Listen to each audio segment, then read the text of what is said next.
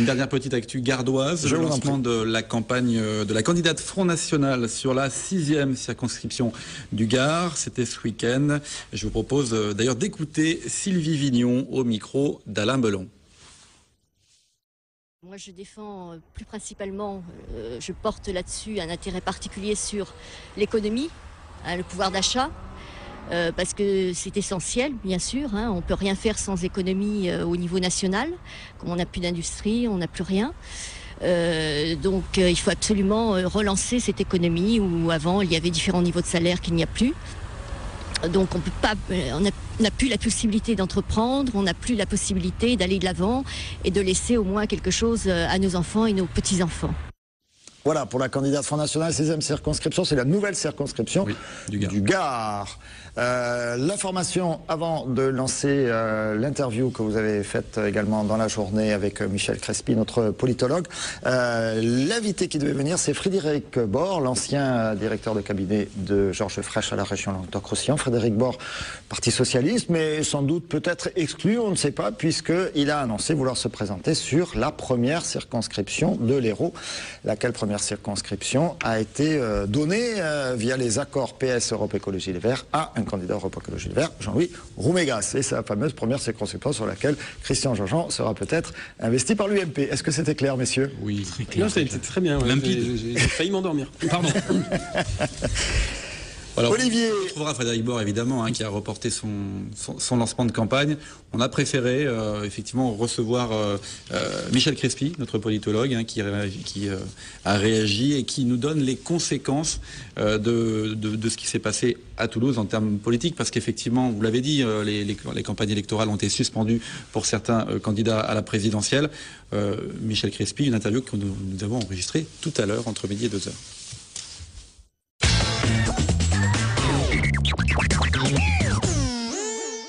Bonsoir Michel Crespi. C'est un moment très particulier que la France vit depuis hier. Des enfants tués dans une école juive à Toulouse après 3 autres meurtres la semaine dernière. Le pays est bouleversé. La campagne électorale est stoppée. C'est une première. Oui, c'est une première en France en tout cas. Il est arrivé à l'étranger que des campagnes soient suspendues, notamment parce qu'il y avait des violences pendant la campagne, donc on l'a arrêté le temps de se calmer, mais des campagnes arrêtées complètement, en France, c'est jamais arrivé. Je voudrais quand même faire une précision, c'est que la campagne n'est pas suspendue par le Conseil constitutionnel. Il n'a pas reporté l'élection, il n'a pas arrêté la campagne, il n'a pas reporté le début de la campagne, qui d'ailleurs n'est pas... Ce sont des candidats qui d'eux-mêmes mettent en suspens un petit peu leur campagne. Voilà, la campagne n'est pas officiellement suspendue. Certains candidats, pas tous, ont déclaré qu'ils suspendaient leur campagne. Qu'est-ce que ça veut dire concrètement? Concrètement, ça veut dire que le président de la République, puisque c'est lui qui a lancé l'idée, a déclaré « je ne fais plus mes réunions électorales », mais il ne s'est pas retiré sous sa tente. On l'a jamais autant vu à la télévision, mais sous ses habits de président de la République. Donc en fait, est-ce qu'il a vraiment le choix, le président de la République? Non, mais il fait une autre campagne, parce qu'évidemment, personne ne fait plus la distinction entre le président et le candidat. C'est la même personne.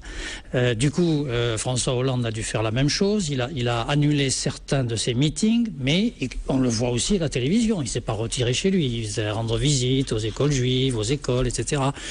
François Bayrou, je crois, n'a pas arrêté la sienne. Oui, c'est l'un des candidats, effectivement, qui n'a pas arrêté sa donc chacun a pris une position individuelle. C'est en réalité des modifications de la trajectoire de campagne de certains des candidats, voilà, plutôt qu'une suspension de campagne à proprement parler. Il y a des incidences aussi locales, un candidat comme Frédéric Bord qui devait déclarer sa candidature aujourd'hui même, a reporté la conférence de presse qu'il devait faire. Est-ce qu'on peut comprendre que le monde politique comme ça soit groggy après un tel drame? Oui, évidemment, parce que quand on a un événement de cette ampleur-là, tout devient fade et anodin à côté. C'est quelque chose qui est extrêmement important et qui a des répercussions extrêmement importantes. Et à partir de là, essayer de faire autre chose pendant le même temps, c'est voué à l'échec. Il y a eu des précédents, des drames aussi pendant des campagnes électorales. C'est passé en 2002, un conseil municipal, c'était à Nanterre, qui a été attaqué. Il y a eu effectivement plusieurs morts. Là, il n'y avait pas eu effectivement de suspension de campagne par certains candidats. Est-ce que là, l'aspect dramatique, une école qui est touchée cette année, est-ce que ça ça fait que effectivement la réaction a été beaucoup plus importante au niveau des habitants de la France évidemment, et puis au niveau des politiques. Ah oui, naturellement, parce qu'on s'en est pris à des enfants. Or, des enfants, ce sont des innocents avec qui on ne peut pas avoir de compte à régler. Autant quand les militaires ont été tués, il y avait plusieurs hypothèses. On a pu penser que c'était quelqu'un qui voulait régler des comptes, qui était fâché avec eux, je ne sais pas quoi. Mais quand vous allez tirer une balle dans la tête d'une enfant de 7 ans, c'est le meurtre le plus épouvantable, le plus inexplicable, le plus injustifié et énormément plus traumatisant que n'importe quel autre crime. Donc il fallait effectivement un élément fort, un moment fort des politiques qui disent bon, on arrête un petit peu le temps effectivement que cette émotion passe un petit peu, même si elle ne passera pas de toute façon. Oui, sans doute, d'autant plus que ces enfants ont clairement été visés parce qu'ils étaient juifs. Donc il n'y a aucune autre raison de s'en prendre à eux. Donc à partir de là, l'émotion est encore plus forte parce que c'est la communauté nationale qui est entamée. Et donc ça justifie une réponse des politiques. Ça devient un problème politique, un problème d'unité nationale et de cohésion de la communauté nationale. Et à partir de là, ça a forcément des répercussions politiques. Pour Nicolas Sarkozy, François Hollande, on le disait, Marine Le Pen, les meetings reportés, des interventions télévisées ont aussi été reportées. À 32 jours du premier tour des présidentielles, c'est quand même un élément fort, on vient d'en parler. Ils ne veulent pas s'exprimer en tant que candidat pour ne pas risquer l'accusation, on l'a entendu hier, de récupération politique. C'est un élément aussi important de la campagne. Oui, sans doute, bien sûr, parce que on pourrait exploiter cet événement tragique en expliquant que c'est la faute des uns, que c'est la faute des autres, que, je ne sais pas, la police est incapable, enfin, n'importe quoi. Mais naturellement, à l'intérieur d'une campagne électorale, tout est réinterprété dans une logique de campagne électorale. Et à partir de là, le soupçon commence à naître. Et la meilleure manière de ne pas créer le soupçon, c'est de rien dire, de se taire sur le sujet et de se borner à des digressions sur l'événement lui-même. On a vu hier effectivement toute la communauté politique, entre guillemets, communier avec le monde juif, avec la communauté juive hier soir. Est-ce que c'était le rôle des candidats à la présidentielle d'aller justement comme ça dans des cérémonies religieuses pour justifier, pour dire toute leur compassion ? Je crois que c'est le rôle de quelqu'un qui prétend à la présidence de la République d'affirmer très fort que personne n'est exclu de la communauté nationale, qu'on ne peut s'en prendre à personne au motif de sa religion ou de sa race, comme le dit la Constitution, et que la cohésion de la communauté nationale est une valeur que tous les Français doivent partager. Je crois que tous les candidats ont dit ça et ils ont tous eu raison de le dire. Nous n'avons pas de candidat nazi, et fort heureusement, et donc tous ont tenu à apporter le même message. Maintenant, combien de temps peut durer cette suspension de campagne pour certains candidats? Que doivent faire maintenant les candidats et leur entourage? Parce qu'il y a quand même un entourage autour des candidats, il y a des directeurs de campagne, il y a toute une grosse machinerie autour de ces candidats. Que doivent faire maintenant les candidats à la présidentielle? Écoutez, je crois que la limite qui avait été fixée, c'était mercredi, qui était la date de l'enterrement de certaines des victimes. À partir de là, chacun va peut-être pas reprendre sa campagne telle qu'elle était auparavant, parce qu'il y a des manifestations festives en particulier qui sont peut-être pas opportunes dans la période actuelle, mais modifier un petit peu sa campagne et reprendre le cours normal des choses. On a encore un gros mois jusqu'à l'élection. Qu'est-ce qui va se passer d'ici là? On n'en sait rien parce que je ne sais pas si vous êtes informé des intentions de l'assassin, mais moi je ne le suis pas. Donc est-ce qu'il va être attrapé? Tout le monde l'espère, mais ça mettrait un point final à cette affaire-là.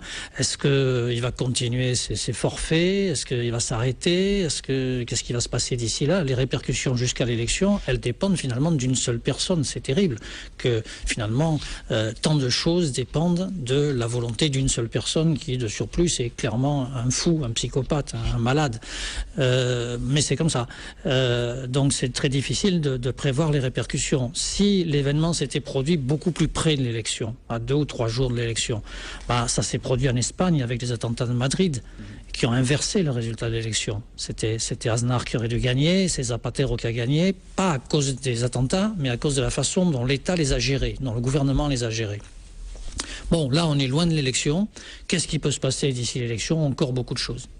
En tout cas, il y a une chose qui continue, ce sont les sondages. Un coup, effectivement, François Hollande est en tête. Après, c'est Nicolas Sarkozy. Ils sont vraiment au coude à coude. Est-ce qu'en termes de sondage, on peut imaginer qu'il y ait un avant et un après 19 mars? Oui, bien ça peut effectivement avoir un effet sur les sondages, sans aucun doute. Est-ce que ce sera un effet massif? C'est pas évident, mais vous savez, un déplacement de 2 ou 3 points, ça peut suffire dans un certain nombre de cas. Bon, de quel ordre? C'est l'exemple que je citais il y a un instant, entre Zapatero et Aznar, en Espagne, où ça a inversé le résultat. Qu'est-ce qui va se passer au profit de qui, au détriment de qui? C'est extrêmement difficile à dire. À un mois d'élection, c'est compliqué. Ouais. Est-ce que, en tout cas, ça peut focaliser le débat sur un certain nombre de thématiques, et je pense à une thématique qui est importante dans cette campagne, c'est la sécurité. Est-ce que ce fait divers tragique peut focaliser tout le débat sur cette thématique-là? Je ne le pense pas. Je ne le pense pas parce que il s'agit visiblement d'un acte isolé. D'une personne, c'est pas un réseau, c'est pas un climat, c'est pas on s'en prend à l'ensemble de la population, c'est un acte isolé d'une personne isolée. À partir de là, ça échappe à n'importe quel État, n'importe quel gouvernement. On peut jamais se mettre à l'abri de ça. Tous les pays ont connu des tueurs comme ça, isolés. Il y a pas de moyen de s'en protéger à coup sûr. Merci Michel Crespy pour cet éclairage.